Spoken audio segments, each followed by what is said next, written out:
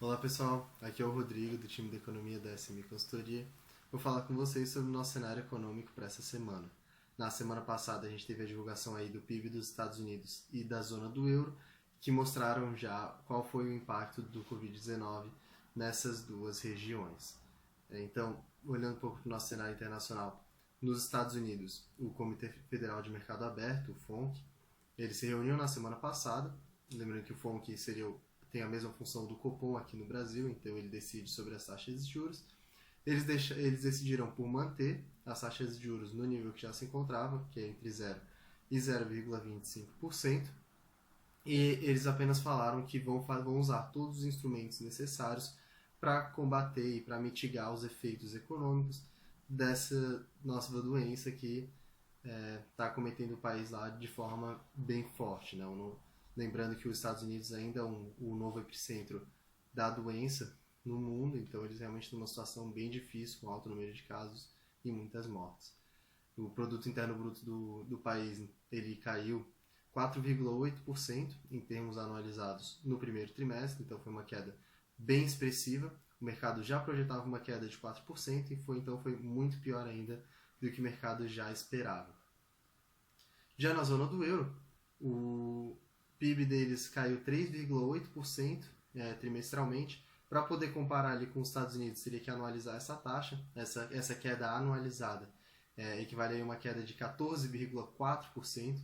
Então foi uma queda muito mais expressiva na zona do euro do que nos Estados Unidos, o que já era um pouco previsível, porque a gente viu aí que foi um impacto bem forte da doença em países como Itália, França, Espanha, e começou mais cedo lá na zona do euro do que nos Estados Unidos. A gente consegue ver aí por esses números que essa doença não é brincadeira, que ela realmente afeta a economia de uma maneira muito forte. A gente pode esperar que aqui no Brasil ela provavelmente vai afetar de maneira tão ou até mais forte, afinal a gente está tendo bastante dificuldade ainda com combater o vírus, então é algo a se acompanhar aqui para o Brasil, que a gente já pode ver que realmente ela traz aí um resultado muito pior para a economia. O Banco Central Europeu também se reuniu na semana passada para decidir sobre as taxas de juros, também decidiram por manter as taxas zeradas. Eles anunciaram algumas medidas para manter a liquidez no sistema financeiro, então para as famílias conseguirem continuar pegando dinheiro emprestado de maneira mais fácil, micro e pequenas empresas também. Então o foco deles dessa vez foi mais pessoas físicas e pequenas empresas. Um ponto de atenção para essa semana e para as próximas semanas, que foi no fim de semana agora, o Donald Trump acusou a China de ter errado e causado essa pandemia, o que pode dar já um atrito maior entre os dois países novamente. Eles haviam assinado um acordo comercial agora em janeiro desse ano, que havia sido fechado lá em dezembro, o que tinha dado uma melhorada aí nas relações entre os dois países. Mas agora, com essa acusação de Donald Trump e a ameaça ainda que ele fez de aumentar tarifas da China como uma compensação a essa falha deles, acabou aí piorando um pouco as perspectivas de relação entre os dois países. Ainda não aconteceu nada concreto, mas a grande preocupação é que isso acabe se escalando e acabe que os países decidam por não cumprir mais o seu acordo e que volte aquele cenário de guerra comercial que estava acontecendo lá desde 2017 e que, ainda mais no contexto agora de pandemia, pode acabar piorando muito mais a situação econômica global. Olhando para o nosso cenário interno, o ministro Celso de Mello, do Supremo Tribunal Federal, ele autorizou uma abertura de inquérito para investigar as declarações do Sérgio Moro, ex-ministro da Justiça, contra o presidente Jair Bolsonaro. Lembrando que o Sérgio Moro, quando ele saiu no seu discurso de saída, de renúncia do cargo de ministro, ele fez algumas acusações contra o presidente Jair Bolsonaro, falando que ele tentou interferir em investigações da Polícia Federal. Então foi isso que acabou provocando o pedido de abertura desse inquérito. O pedido de abertura foi feito pelo Augusto Aras, o Procurador-Geral da República, e ele pretende apurar se o Bolsonaro cometeu os crimes de falsidade ideológica, coação no curso do processo, advocacia administrativa, obstrução da justiça, corrupção passiva privilegiada, denunciação caluniosa e crime contra a honra.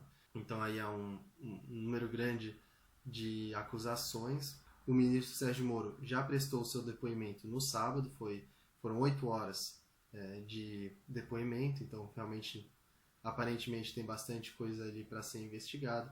Isso é algo que vai ter que ser acompanhado com bastante cuidado aí nos próximos meses. Afinal, se realmente for comprovado que o Bolsonaro cometeu algum desses crimes, isso vai gerar uma crise política muito forte, pode levar até, quem sabe, a um impeachment. Então é um cenário bem delicado que deve ser acompanhado de perto. Outro ponto do nosso cenário nacional, na semana passada também o governo federal congelou o pacote pró-Brasil, que havia sido anunciado pela Casa Civil. Havia tido ali um atrito, né, entre a Casa Civil e o Ministério da Economia, afinal, esse pacote é um pacote econômico, então o Ministério da Economia que devia estar lançando. Então o governo federal, o que ele fez foi congelar esse pacote como uma maneira de apaziguar aí esses ânimos, evitar um maior desgaste político depois da saída do Sérgio Moro. Então, por isso eles tomaram essa decisão de congelar esse pacote. Então, em princípio, ele não vai ser desenvolvido ainda nos próximos meses. Olhando para os nossos indicadores que saíram na semana passada, nós tivemos a divulgação do IPCA 15. O IPCA 15, lembrando o índice de inflação, né, Índice Nacional de Preço ao Consumidor Amplo, entre os dias 15 de cada mês. Ele apresentou aí uma queda de 0,01% em abril, então foi uma deflação que ocorreu entre os dias 15 de março e 15 de abril, o que já era um pouco esperado. O mercado esperava uma inflação igual a zero, então 0,01 não foge muito disso. E isso é basicamente impacto dos combustíveis, com a queda forte de petróleo que a gente teve nas semanas anteriores, junto à baixa atividade econômica causada pela Covid-19, causada pela nossa política de isolamento social. Em 12 meses, o índice está acumulando aí uma alta de 2,92%, algo que está bem próximo aí do piso da meta de inflação. O piso da meta de inflação esse ano está em 2,5%. Então isso abre um espaço bem grande aí para o Banco Central baixar um pouco mais as suas taxas de juros nas suas próximas reuniões, inclusive na reunião já dessa semana. A nossa taxa de desemprego em março passou para 12,2%, algo que foi positivo, tendo em vista o que se esperava. O mercado já tinha uma expectativa de uma taxa de desemprego de 12,6%, então ela veio aí um pouco abaixo. No mesmo mês de 2019, o desemprego estava em 12,7%, o que significa que, na comparação anual, a gente teve ainda uma redução no desemprego. Esse número já pegou o início aí do período de isolamento social por causa da pandemia, só que não quer dizer que os empregos vão sair afetados dessa crise, né? Ainda era só o primeiro mês, estava se começando as políticas de isolamento, então é muito provável que a gente vá ver uma tendência de aumento da taxa de desemprego agora nos próximos meses. Olhando agora para o lado fiscal, saiu também na semana passada o resultado primário do setor público.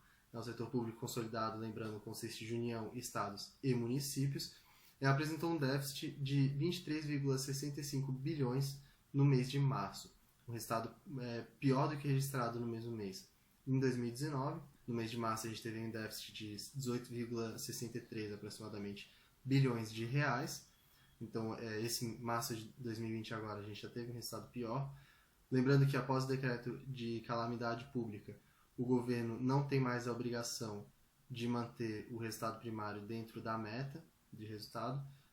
Afinal, eles provavelmente vai ter uma piora aí muito grande no resultado primário desse ano por causa do combate à Covid-19, a queda de arrecadação e o aumento dos gastos.